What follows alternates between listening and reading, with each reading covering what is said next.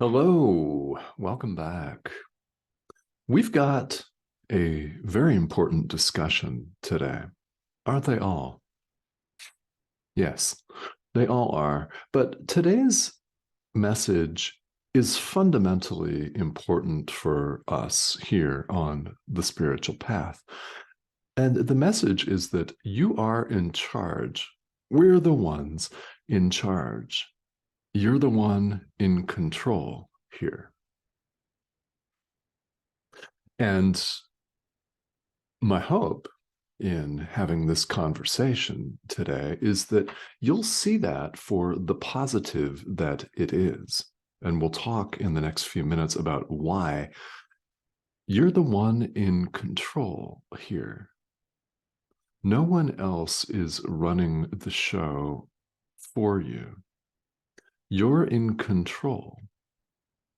Now, here in the world, we like to think that we're not in control, that we're the victim of this cruel world full of twists and turns, changes, where we're being toyed with like a puppet on a string. And this is somehow fashionable. What's up with that? This is somehow okay for us to think this. No, it's not, is it? It's not when we choose to take responsibility for our own experience, especially our own thought. Yeah, spirituality is fundamentally an adult endeavor. I'm fond of saying this. Guess it needs to be said again, doesn't it? Because we want to shirk responsibility in the world. We think that we're the victim of circumstance. We're the victim of a plague of locusts. We're the victim of the weather. We're the victim of a political situation. We're the victim of an economic situation. Poor me, poor me. Everyone's doing this to me. Therefore, I must defend myself against them because my brother's out to get me. My separate brother is out to get me. Well, there's no separation of any kind, and you're not the victim of the world you see. Lesson 31 in the workbook, if you are going through that or you recall having gone through that, I'm not the victim of the world I see. And you're not. None of us is. None of us is. So my hope is that you'll take heart in that. It's liberating and it's deeply relaxing, actually. It's soothing and comforting to let go of victim mentality. And we all know what that's like because we've all done it. You might know people that do it all of the time, and maybe you're one of them, but we all know somebody most likely, who's currently in victim and blame mode. And you know what that's like because you've been there from time to time. I know what that's like. I've done that from time to time in certain situations. And it's a quick and easy fallback here in the world, but it doesn't get us anywhere. It only compounds our sense of frustration, our sense of lack, and sense of just incapacity. We feel worthless when we play the victim card. So this is a heartfelt invitation to stop doing that today. So we're finishing up chapter 6, section 4, the only answer. The Holy Spirit is the answer with a capital A. Spoiler alert. Actually, this was in the last video. It's in this video again. The Holy Spirit is the answer. And as we finish this up, we see that we're in a situation here in the world that is frankly impossible. It is not real. It's impossible that we separate from God. That is not possible. It's not possible to leave our source. Ideas, you and me, everyone else in the world, the thought of God, ideas leave not their source, and you've never left. To do so is impossible. Yet we can believe that separation is possible, and this world that we appear to inhabit shows us separation until we choose to see otherwise. Your choice. You're the one in control of this one choice that each of us has in the present moment for God or the ego, for the Holy Spirit or the ego, for light or dark, life or death, truth or illusion, self with a capital S, little tiny ego self, full of limitations. However you want to characterize that in words. This is the one choice that we have between exactly two options. And you have the power, the unimpeded, uninterrupted power to make that choice. It's yours.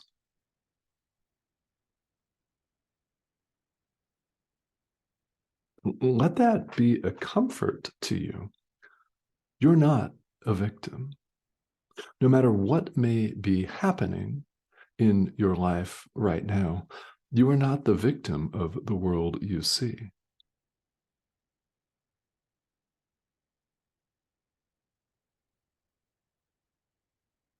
Now, granted, here in the world, we see all kinds of hardship. There is a war going on right now. In fact, there's always a war going on somewhere in the world, really. Separation rises to the level of war and genocide sometimes. There are all sorts of abusive situations, and what I invite you to do is get out of it if you are in one, right? Nobody here on the spiritual path is saying, just take it. No. No, get yourself safe if that's what you need to do. But understand that even though all of this crap may be transpiring in your life, you're still not a victim of the world you see. Ultimately, you are not. Your life circumstances may be showing you otherwise right now, but you're not the victim of the world you see, and neither am I, and neither is anyone else. The central teaching of A Course in Miracles is that there is no world.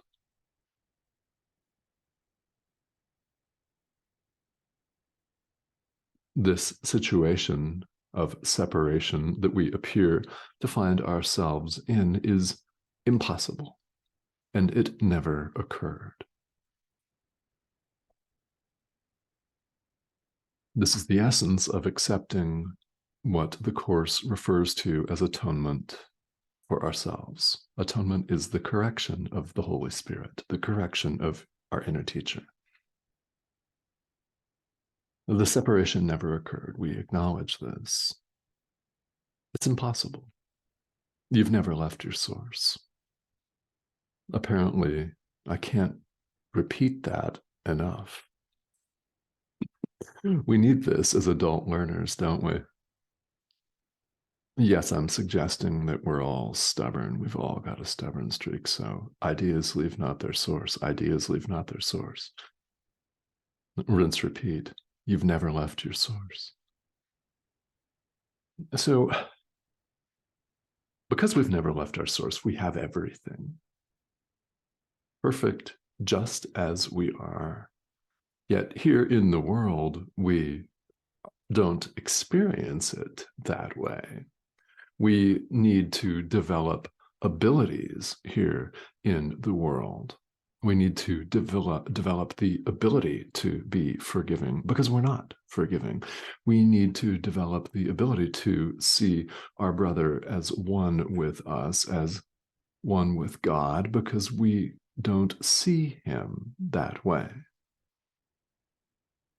We need to develop the ability to forgive ourselves for dreaming all of this chaos, because we're unable to do that in our present state, or so it appears. We need to develop these abilities, and an ability implies a lack. It's a potential. So we have the potential to forgive, we're not forgiving. So we work on this and we develop that ability to forgive. We fulfill, as we say here in the world, that potential to forgive. In truth, there is no lack, but while we see it all around us, the Holy Spirit, your inner teacher, has the kindest solution, which is to guide you, to direct your forgiveness so that you may clarify your perception and see things as they are. See your brother as one with you rather than separate. So it's a kind and a loving solution. And how it works is that the Holy Spirit does not coerce. The Holy Spirit does not command. Command implies inequality. Remember, the Holy Spirit is your inner teacher, part of your mind, part of my mind, part of all of our mind. And you may call your inner teacher whoever or whatever you wish. Elvis, if that's what works for you. Perfect. Elvis. Elvis it is. Right? It's the Holy Spirit, the universal inspiration, and here in this passage of the text, the answer with a capital A. Not an external thing, not an external being, nor an external power, but the sane part, the power of your mind, with which we're invited to get in touch and connect with and allow to guide our every experience here in the world, to run the show. The Holy Spirit is a guide. We invite our guide to lead us. And what this means is that we're the commander. We're in control. We're in control. It's a decision on our part to allow the Holy Spirit to guide all of our experience. We make that decision. And I invite you to make that decision. So why is this important that we recognize that we're the ones in control? Because it's so tempting to play the victim, or it's so tempting to believe or to think or to daydream or imagine that salvation is going to be gifted us by God as an external power. There's no external about God. One with means one with. We know this deep down. So let's consider it, shall we?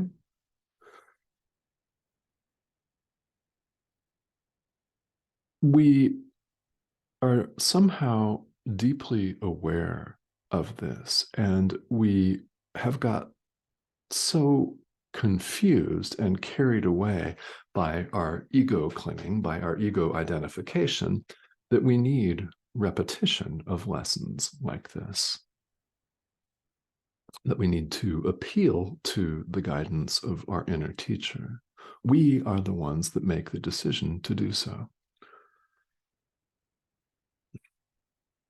And the Holy Spirit is the guide. We're at the center of our imagined enslavement, and it's just imagined. And that is proof enough, isn't it, that it's not real. It's imaginary, and we're at the center of it. So if you consider yourself a prisoner, you are the jailer and you have the key. And you could unlock the gates and walk out. It's imaginary. We're waking up from this, and I invite you to wake up from this. We're all invited to wake up from this. There is no enslavement. There's no jailer. There's no jail. There is no world.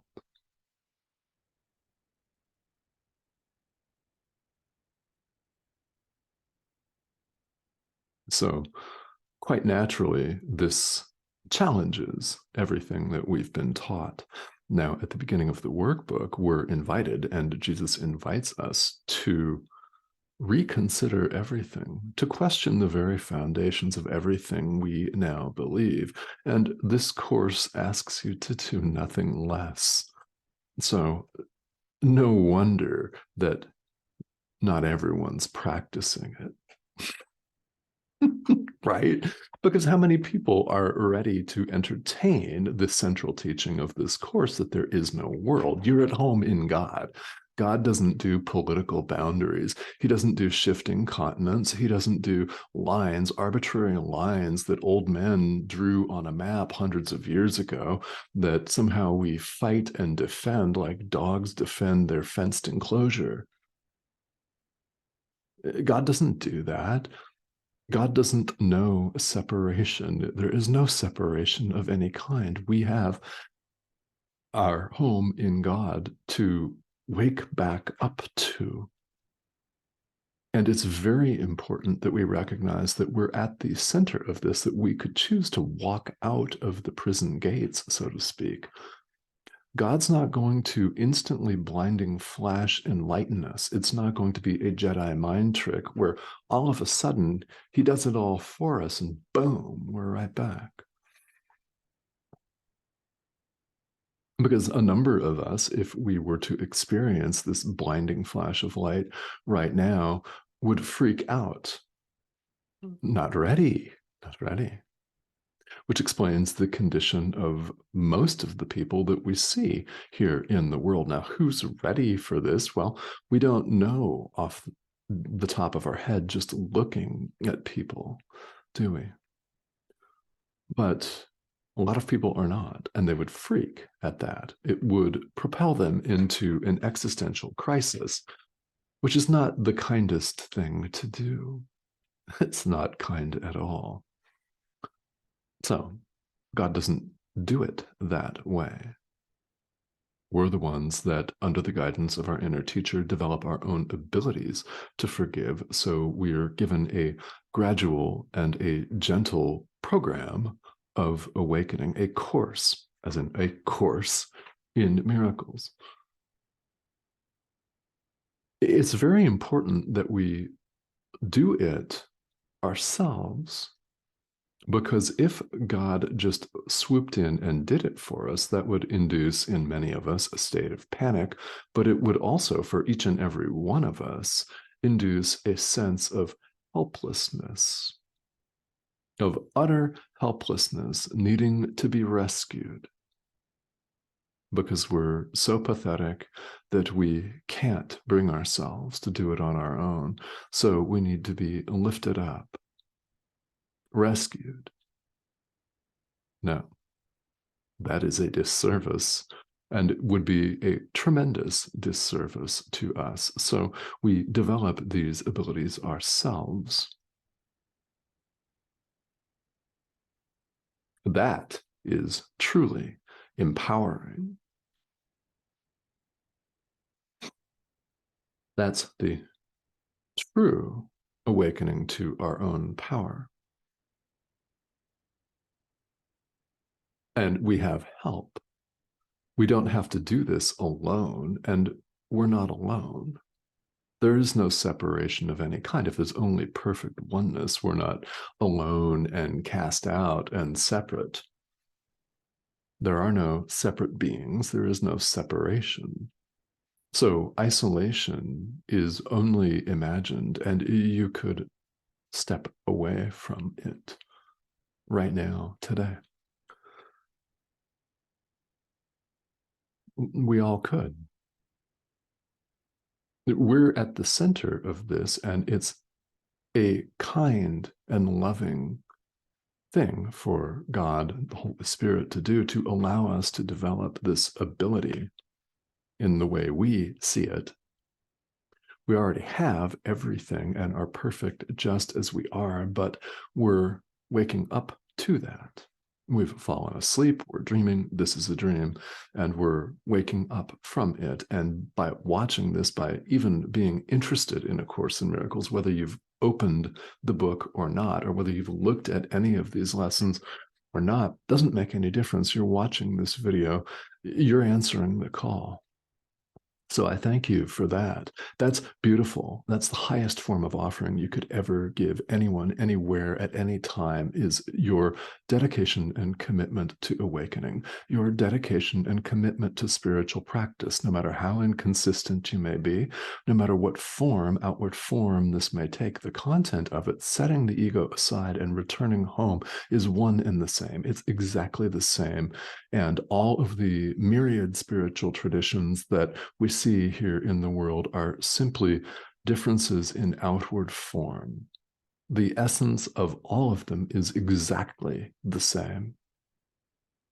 And deep down, we all know this. We all know this. Now, there are plenty of religious fanatics of all traditions here in the world. There are fundamentalists in every tradition, and there are people that insist that their way is the only way. Well, all roads lead to God in the end.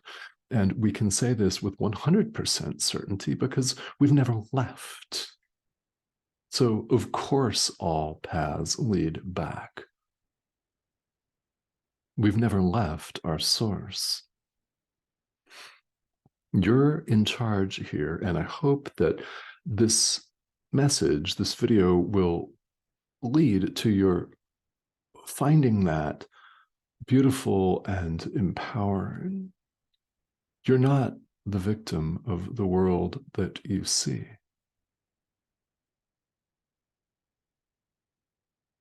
And that's a powerful, powerful message indeed. All right. So thank you, as always, for tuning in here. It's a great pleasure for me to be able to share the Holy Spirit with you, our inner teacher. It's a pleasure for me to bring these messages and this course to you in this format. I really appreciate your being here. And if you've not subscribed yet, I invite you to do so. The red arrow here in the corner of your screen is the subscription button. Go ahead and click on that. And I invite you to join us. Comments and questions are always welcome here. And it's a growing international community. We literally have people here from all over the world. And that's fantastic. That's a beautiful thing too, because this modern 21st century technology with the internet really helps us. While disinformation can spread over the internet, obviously it does all the time, also the Holy Spirit can spread over the internet. This tool can be used to forgive the Son of God. This tool can be used to extend love. So thank you, as always, for joining me, and I will see you again next time.